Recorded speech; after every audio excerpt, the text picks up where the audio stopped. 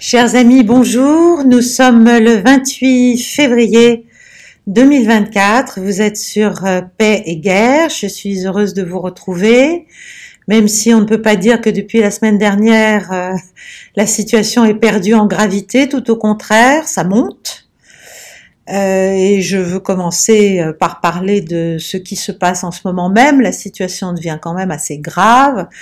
Après les dernières déclarations de notre président de la République, lundi, qui a dit que un engagement des forces françaises au sol n'était pas à exclure en Ukraine.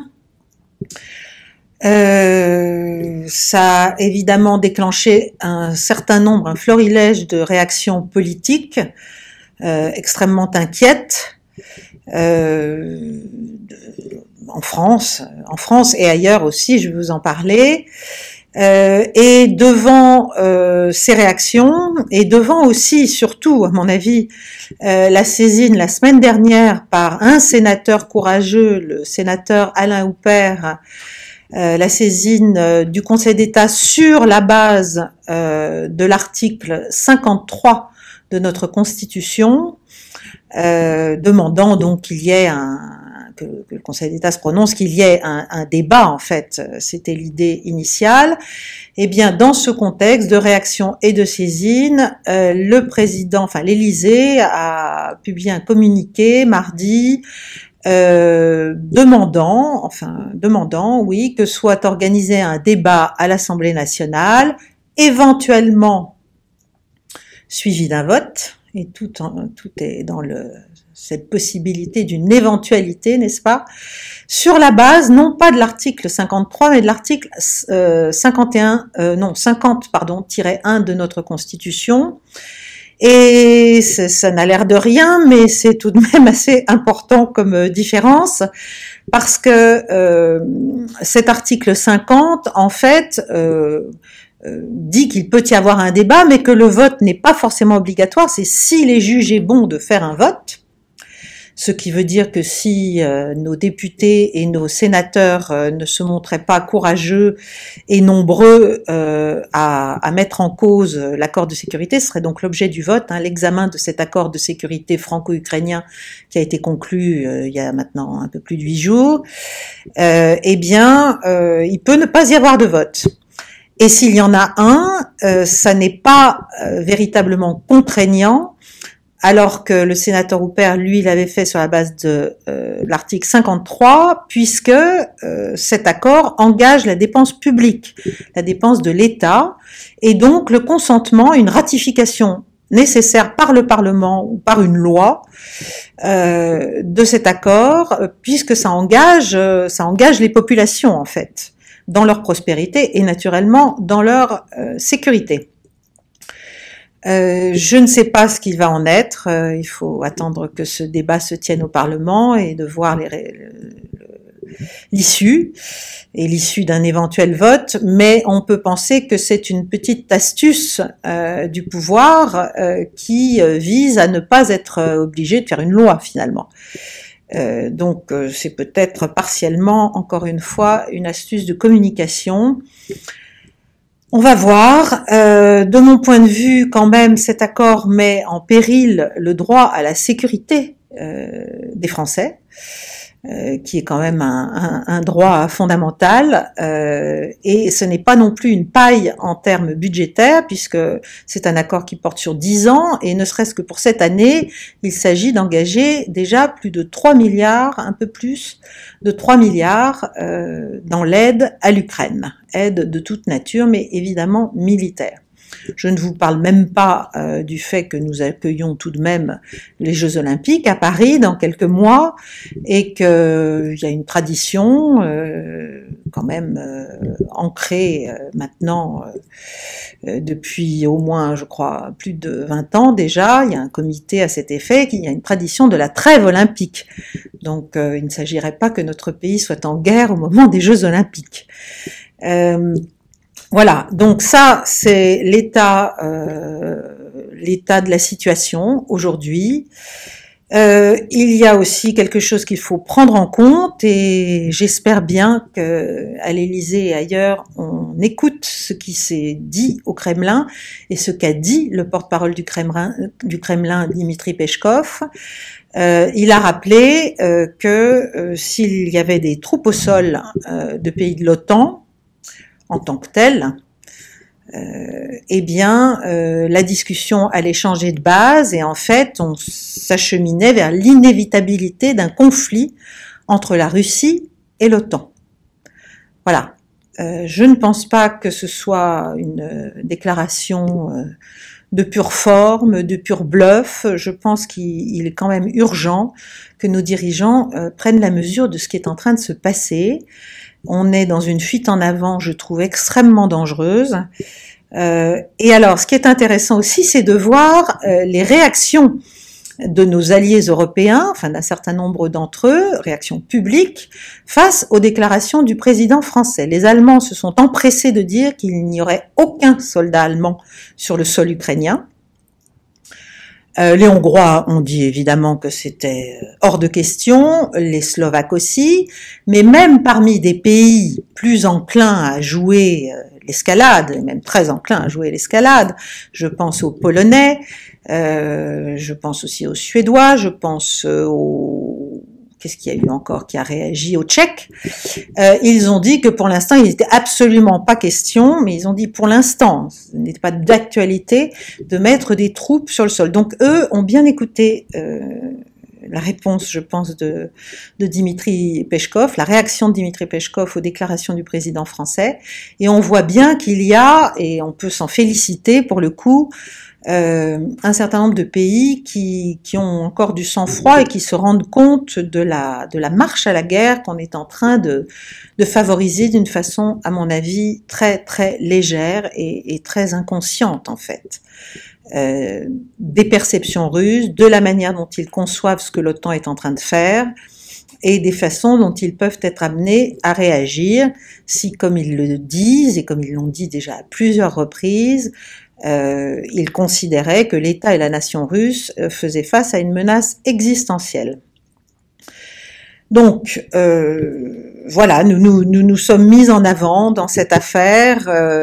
Nous sommes la seule puissance nucléaire de l'Union européenne et je pense que nous devrions être plutôt ceux qui appellent à la paix et à la raison, plutôt qu'à l'escalade.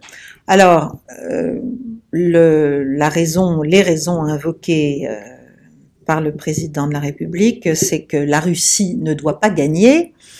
Et là, c'est là que moi je suis très perplexe, parce que la Russie a gagné militairement.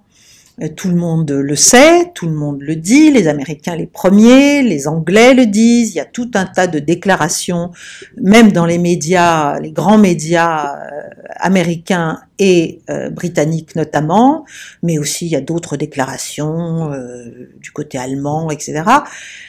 Il est clair que la Russie, là, est en situation, justement, où elle a mis en échec les forces ukrainiennes, on peut le déplorer, mais c'est un fait.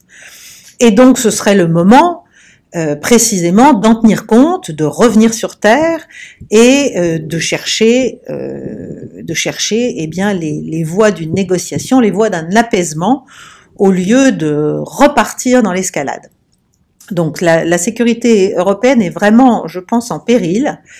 Alors, le président a aussi dit que c'était la sécurité de l'Ukraine qu'il fallait assurer, mais il faut rappeler que la sécurité de l'Ukraine, jusqu'en 2014, elle allait très bien. Hein, tant que l'Ukraine était neutre, avant le coup d'État de Maïdan, il n'y avait pas de problème sur la sécurité de l'Ukraine. Donc, la sécurité de l'Ukraine, à mon sens, et je ne suis pas toute seule à le penser, c'est évidemment son caractère de puissance neutre entre la Russie et l'OTAN qui la garantissait. Ce n'est pas précisément de la conserver dans un état de guerre perpétuelle avec des forces en très mauvaise posture et de plus en plus rares d'ailleurs, et un état de l'armement aussi qui est clair, qui est un affaiblissement clair, sans parler du fait que ni l'Europe ni les États-Unis à ce stade ne sont en capacité, à vrai dire, de retourner une situation militaire. Je parle même pas de la menace nucléaire, de la menace d'une représaille nucléaire, ne serait-ce que sur le territoire ukrainien. Bref, on s'est enfermé, de mon point de vue, dans un narratif fou. Alors, un narratif, c'est joliment dit. Pour moi, il s'agit d'une propagande très très forte, très lourde, dans laquelle nous nous sommes donc paralysés nous-mêmes, et ou une opération psychologique, comme diraient les militaires. Et c'est donc de cela que je voulais vous parler pour revenir un peu sur les mécanismes qui ont fait qu'on en est arrivé là. Alors, parce que ce sont pour moi ce que l'on a fait là, en fait, la vigueur et la force de cette propagande et d'une certaine manière son succès depuis 2 ans, ou au moins depuis 1 an et demi, jusqu'à l'offensive ukrainienne de juin dernier, son succès a, comment dirais-je, a été un moteur de la déconnexion du réel, du côté occidental. Donc il faut quand même s'intéresser à ce qui s'est passé. Alors bien sûr, la propagande, ça n'est pas né avec l'Ukraine, j'allais dire c'est vieux comme le monde, toutes les parties naturellement, y compris la Russie bien sûr, la pratiquent, chacune à leur manière, mais ce qui est certain, c'est qu'en Occident, et singulièrement en Europe, et encore plus singulièrement en France, nous sommes allés très très loin cette fois-ci dans ce conflit ukrainien. Donc c'est pas nouveau. Moi je me souviens des Balkans, je me souviens des attentats sur les marchés de Sarajevo, Marcalé 1 et 2, qui étaient des false flags. Je me souviens des bébés koweïtiens débranchés par les Ukrainiens dans leur couveuse. Je me souviens de Colin Powell avec sa petite fiole de farine nous expliquant que c'était une dangereuse arme bactériologique pour pousser la population occidentale à accepter l'entrée américaine à accepter l'entrée en guerre des États-Unis contre l'Irak. Je me souviens des casques blancs en Syrie. Enfin, il y a pléthore d'exemples. On peut pas revenir sur tout, mais là quand même, on est allé très très loin sur la question ukrainienne.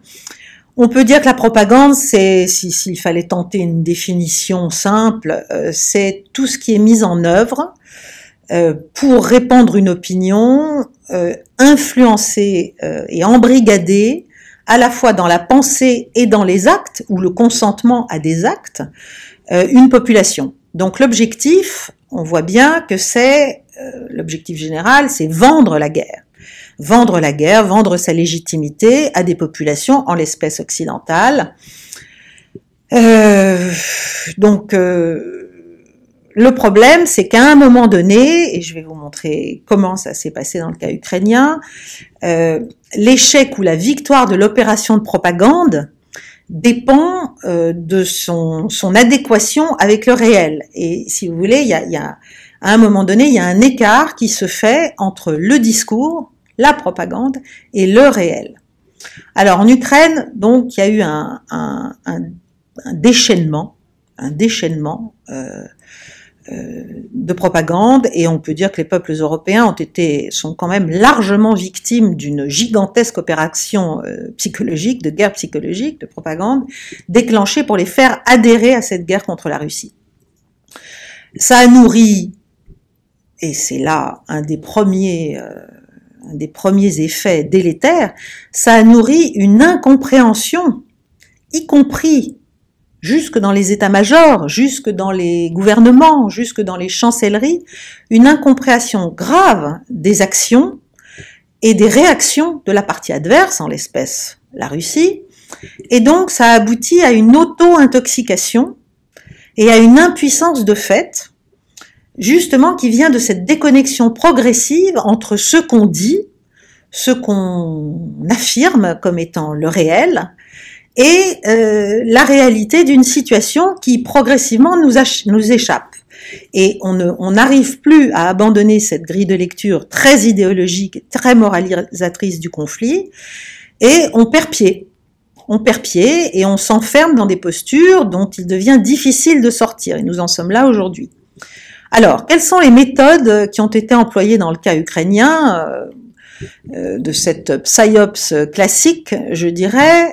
D'abord, il s'agissait, et ça a été fort bien fait, d'installer progressivement, via les médias mainstream qui se sont prêtés au jeu d'une façon, je trouve, aujourd'hui assez irresponsable et de plus en plus irresponsable, installer progressivement, et bien sûr la communication gouvernementale aussi est à la manœuvre, un mécanisme d'escalade dans l'engagement, avec des effets de cliquet, c'est-à-dire qu'une fois qu'on a fait certaines choses, on va devoir en faire d'autres, puis encore d'autres. Donc on monte dans l'escalade, et l'objectif c'est de réduire un peu ce qu'on pourrait appeler les degrés de liberté de l'adversaire, l'espèce la Russie. Donc l'idée c'était de contraindre, de réduire la Russie dans sa projection finalement de puissance, à la fois politique, économique, diplomatique, etc. D'où toutes les sanctions, d'où la pression militaire, d'où les manœuvres de déstabilisation à ses frontières, que ce soit la Biélorussie, que ce soit la Moldavie, que ce soit même jusqu'en Arménie, enfin, d'où toutes les pressions aussi internationales pour un isolement croissant de la Russie, si vous voulez. Ça, c'est ce que l'on a espéré. Le problème, c'est qu'on s'est retrouvé face à un effet inverse. Pourquoi? Parce qu'on a complètement sous-estimé la réalité de la bascule du monde, dont je parle depuis déjà très longtemps maintenant, qui se faisait plutôt à l'avantage des puissances récalcitrantes, dont la Russie est le meilleur exemple, et on a eu finalement une Russie qui, au lieu d'être contrainte, d'être en constriction, s'est retrouvée en expansion, aussi bien au plan économique. Il y a maintenant, ça sort quand même dans les médias, l'état réel de l'économie russe, qui certes est une économie de guerre, qui certes est une économie qui a plein de difficultés dues au fait qu'elle se concentre sur son effort de guerre, mais qui néanmoins, je crois, envisage une croissance de plus de 3,5% pour 2024. Nous en sommes à 1. Voilà, 1%. Donc, il y a, voilà, là, ça, quand même, ça se passe de commentaires. Je ne parle même pas de la manière dont cette guerre lui a permis de se remettre vraiment en position de puissance, à la fois opérationnelle et technologique et industrielle dans le domaine militaire. Et bien sûr, au plan de l'isolement international, c'est exactement l'inverse qui s'est produit, c'est-à-dire qu'aujourd'hui c'est l'Occident qui est isolé, l'écho qu'on a voulu donner à l'invasion russe de l'Ukraine n'a pas du tout été celui qu'on attendait, au contraire, ça a accéléré la dynamique de la bascule, ça a accéléré le renforcement du pôle des BRICS, ça a accéléré le lien entre la Russie et la Chine, elle a trouvé tout un tas de mécanismes pour pouvoir exporter notamment son pétrole et son gaz. Elle est en train de mettre en place une flotte de méthaniers, même pour le gaz liquéfié. Enfin, je veux dire, on est complètement, il faut le reconnaître, pris au piège de ce qu'on a voulu faire, et c'est l'effet inverse qui se produit. Alors, malgré tout, on a essayé. Donc, on a essayé comment? Quels sont les principaux mécanismes structurels, je dirais, de la mise en place de cette opération psychologique de propagande? D'abord, ça c'est pas nouveau, mais ça c'est bien vu, c'est celui qui, si j'ose dire, tire le premier qui a raison. Tire le premier, non pas au sens du fusil, mais au sens du narratif et de la définition de qui est bon, qui est méchant. Donc, en l'espèce, c'est bien la Russie qui a fait entrer ses troupes en Ukraine le 24 février 2022, mais c'est l'Occident qui dit, et qui interdit qu'on dise autre chose, à vrai dire pendant très longtemps, qui dit que la guerre a commencé ce jour-là. Et tout l'effort de contre-propagande ou de contre-influence russe va d'ailleurs viser depuis 2 ans à démontrer que non, ça n'a pas commencé le 24 février 22, que ce qui s'est passé le 24 février 22 est une réaction à tout un processus qui remonte au moins à 2014, sinon à bien plus en arrière encore. Donc, il y a le vieux mécanisme, mais tellement opérant dans tous les domaines d'ailleurs, des relations humaines, pas seulement diplomatiques et guerrières, qui est le mécanisme de l'inversion victimaire et de la définition en premier des paramètres moraux de la situation. Donc voilà, qui est le bon, qui est le méchant. Et là, c'est sûr que la Russie, en entrant en Ukraine, j'allais dire, a donné des verges pour se faire battre, c'est certain. Mais l'autre est donc tout de suite obligé de se défendre, de se justifier, de devoir expliquer pourquoi il a fait ci, pourquoi il a fait ça, comment il a voulu le faire, etc. Donc, nous, ce qu'on a commencé à dire, c'est la Russie a envahi l'Ukraine par pure volonté de conquête, comme ça, out of the blue. Et la grande expression, c'était the unprovoked aggression, que les Américains ont seriné, que nous avons répété. Donc, une agression non provoquée, comme si, d'un seul coup, Vladimir Poutine avait décidé, du haut de son impérialisme fou, d'entrer en Ukraine, alors que l'Ukraine ne faisait rien. Bon. Or, on sait bien, quand même maintenant, parce que ça sort aussi, que, en fait, les forces ukrainiennes qui étaient préparées par l'OTAN depuis déjà 7 ans, se préparaient à reprendre par la force le Donbass et que la Russie a, à un moment donné, décidé de prendre les devants, finalement, et de réagir à cette offensive avant qu'elle ne soit trop forte. Premièrement. Deuxièmement, enfin, il y a beaucoup d'exemples que je pourrais donner, mais enfin là, pour revenir à l'actualité la plus immédiate, le New York Times vient de révéler qu'il y a plus d'une douzaine de bases de la CIA sur le territoire ukrainien et notamment à la frontière du Donbass, installées depuis 2014 et nourries par les services occidentaux, et que donc on n'est pas du tout dans l'unprovoked aggression. Hein, voilà.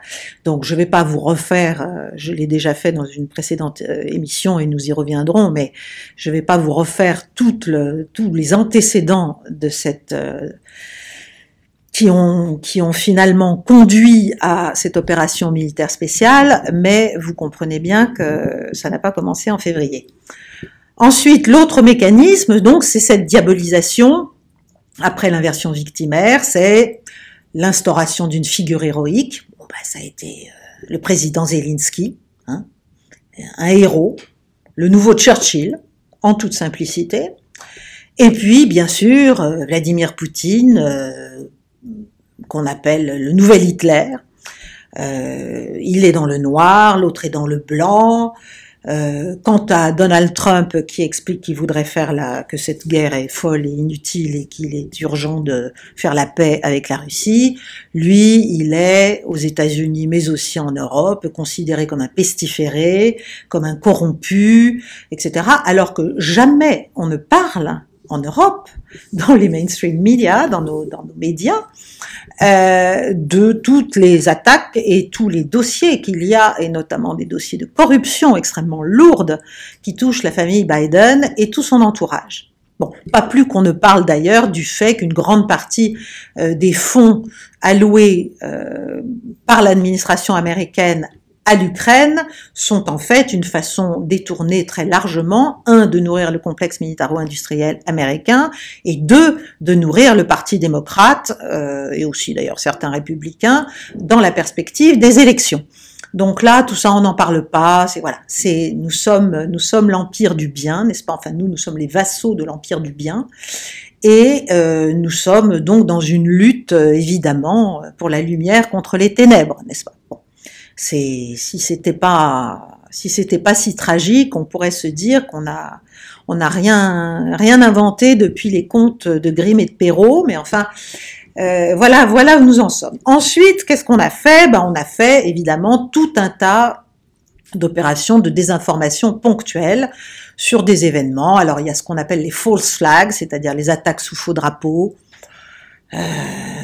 que ce soit Mariupol, que ce soit Boutcha, que ce soit la centrale de Zaporojié, que les Russes s'ingénieraient à bombarder eux-mêmes alors qu'ils la contrôlent et qu'ils sont au centre, que ce soit le barrage de Nova Kakhovka qui est évidemment dont l'inondation a essentiellement été une très mauvaise chose pour les troupes russes qui étaient dans la rive en aval, en contrebas, si vous voulez. Enfin, il y a tout un tas d'événements, je parle même pas de Nord Stream, évidemment.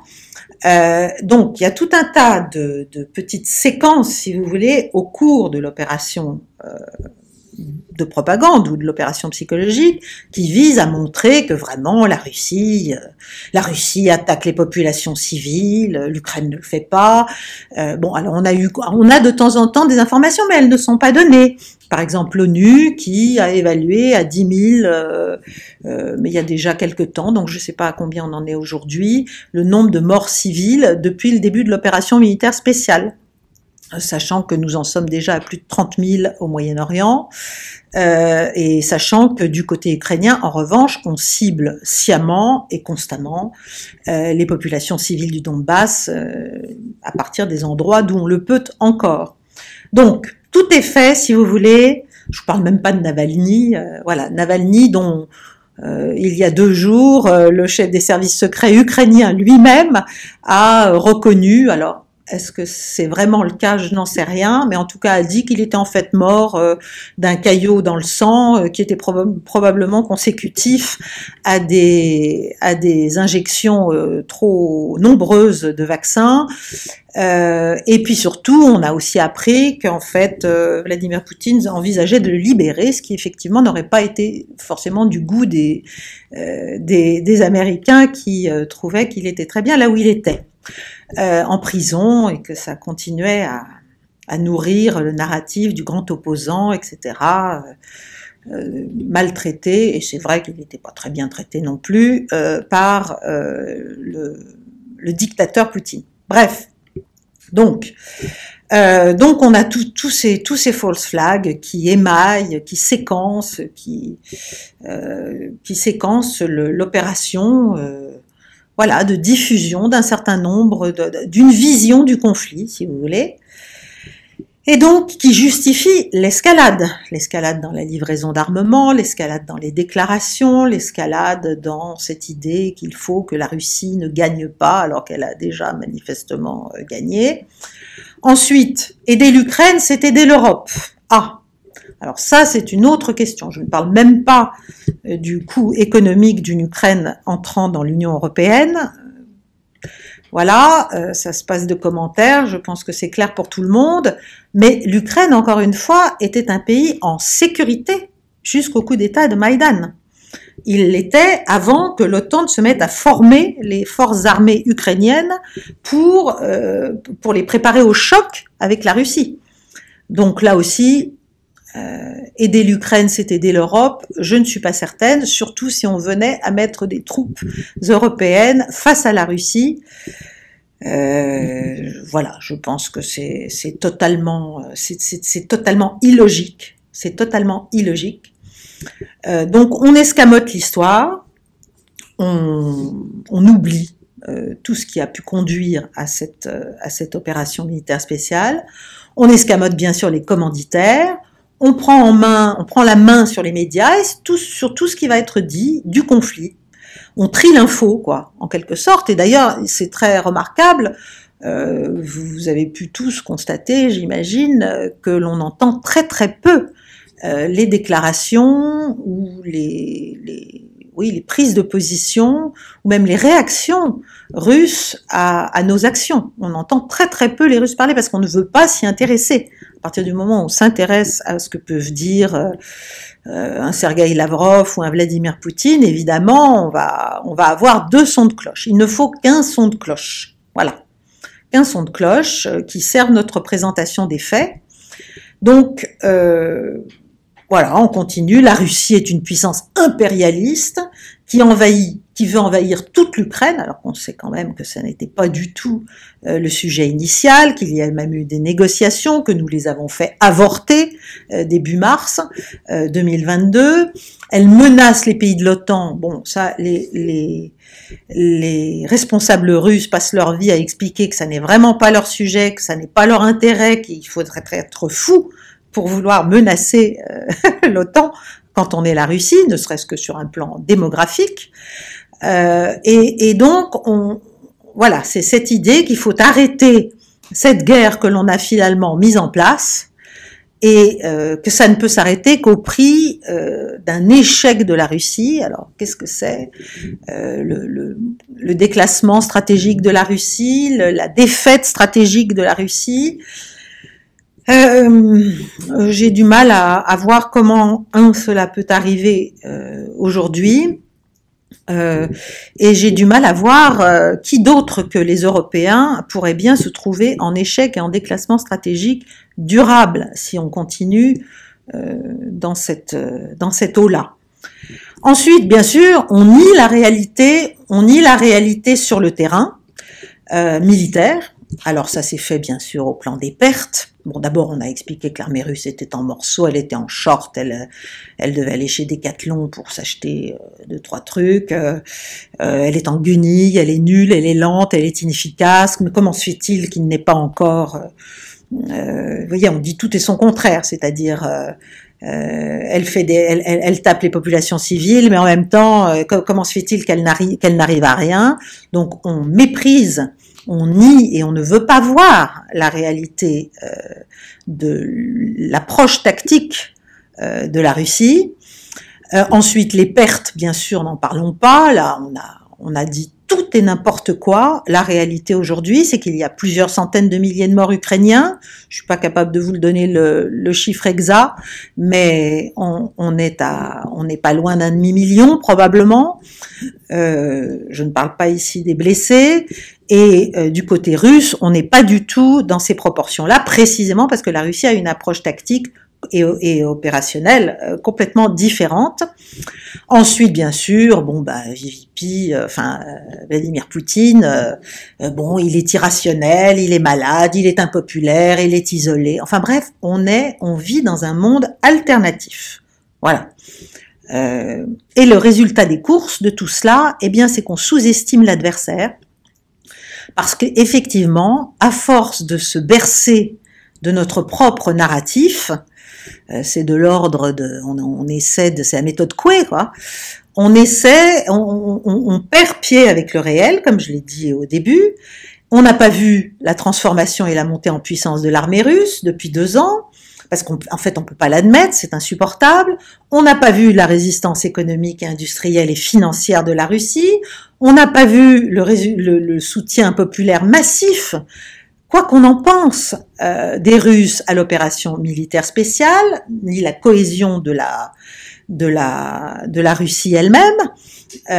On n'a pas vu le souci russe porté à la préservation de leurs troupes, parce ils ont compris que la guerre serait longue et que c'est une guerre d'attrition.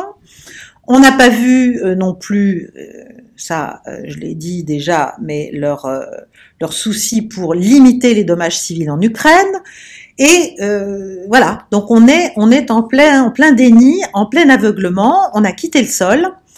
Et donc, à la fin, ce à quoi je veux en venir, c'est que nous sommes intoxiqués par notre propre narratif. Les élites politiques européennes et même américaines qui ont imaginé au départ, avec des agences de PR, de public relations à Washington ou à Londres, cette opération psychologique, en sont elles-mêmes les victimes. Et on ne peut plus changer de posture. On doit aller toujours plus loin, sauf à se dédire, ou alors à oser avoir le courage de la paix, que j'appelle de mes vœux, mais qui est manifestement difficile à trouver. Et donc on continue, c'est-à-dire la Russie va dévorer maintenant toute l'Europe, menacer l'Amérique éventuellement avec les armes satellitaires. Voilà. Là aussi, la Russie a démenti, mais elle a dit que si elle devait finir par le faire, elle le fera. Hein. Donc on est dans une espèce cet aveuglement nous enferme, nous contraint, nous pousse à l'escalade, et donc à une sorte de prophétie autoréalisatrice qui peut être très, très, très lourde de conséquences. Alors, voilà, pourquoi est-ce qu'on en arrive là? Mais parce qu'on travaille sur les perceptions de nos populations. Alors que les Russes, eux, ils travaillent plutôt sur les effets concrets, militaires, mais aussi géopolitiques, qui sont produits par leurs décisions et leurs actions sur le théâtre. Donc nous, on est, si vous voulez, quand même largement dans une utopie par rapport à nos capacités et à nos possibilités militaires. Et d'ailleurs, on a fait agir les Ukrainiens à notre place, entre guillemets, si j'ose dire. Et on a donc un rapport au réel et au temps qui est complètement différent de celui des Russes. On ne fait pas de la propagande de la même façon, si vous voulez. Alors, bien sûr, les Russes, eux, ils utilisent beaucoup les réseaux sociaux alternatifs. On l'a vu, on a maintenant des agences, en France en tout cas, Viginum, l'ANSSI, etc., qui ont mis à jour une partie, à mon avis, de ces réseaux. Ils ont aussi, bien sûr, des agents infiltrés, comme nous en avons, comme tous les pays en ont chez les autres, qui mènent des actions d'ingérence. C'est incontestable, c'est une réalité. Mais nous, on s'intéresse tellement, parce que nous, comme on est des démocraties, n'est-ce pas, alors qu'eux sont une dictature, et qu'on ne veut pas croire qu'ils puissent adouber, finalement, être d'accord avec ce que décide leur pouvoir, nous, on est obligés de vendre la guerre à nos populations. Donc, on truste les mainstream médias, les grands médias. Et la grande différence, c'est donc cette cohérence avec une politique et une action sur le terrain qui est victorieuse dans le cas russe. Donc eux, si j'ose dire, ils donnent des preuves, alors que nous, on est dans une spirale d'échecs que l'on n'ose pas avouer, dont on n'ose pas prévenir nos populations pour changer de posture et se dire que il faut sortir, il faut quitter ce poids de l'idéologie, parce que c'est elle qui a nourri cette propagande, mais elle est très nocive pour l'action réfléchie et pour la compréhension de l'ennemi. Et encore plus pour la paix, n'en parlons pas. Donc, voilà. Et par ailleurs, on a en plus, j'allais dire à côté, mais là aussi c'est très intéressant d'observer ce que fait la Russie. On a installé un espèce de discours sur le conflit qui est un discours de soi-disant civilisation, alors qu'en fait, la différence, elle n'est pas de civilisation, elle est idéologique, si vous voulez, et elle porte sur un différentiel très lourd entre deux visions du monde et deux visions du système international, entre une unipolarité qui ne veut pas mourir, et donc un désir impérialiste, et puis de l'autre côté, un occidental, et puis de l'autre côté, une multipolarité qui est beaucoup plus acceptée, qui correspond d'ailleurs à l'évolution du monde. Voilà, c'est comme ça. Et donc, on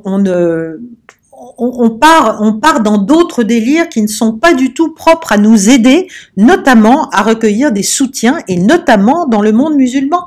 Parce que ceux d'entre vous qui se sont donné la peine d'écouter l'interview de Vladimir Poutine par Tucker Carlson auront remarqué qu'il a fait un point, à mon avis, très important, sur le fait que la Russie était une puissance multiethnique et multiconfessionnelle, et que donc elle n'était pas du tout en guerre contre le monde islamique.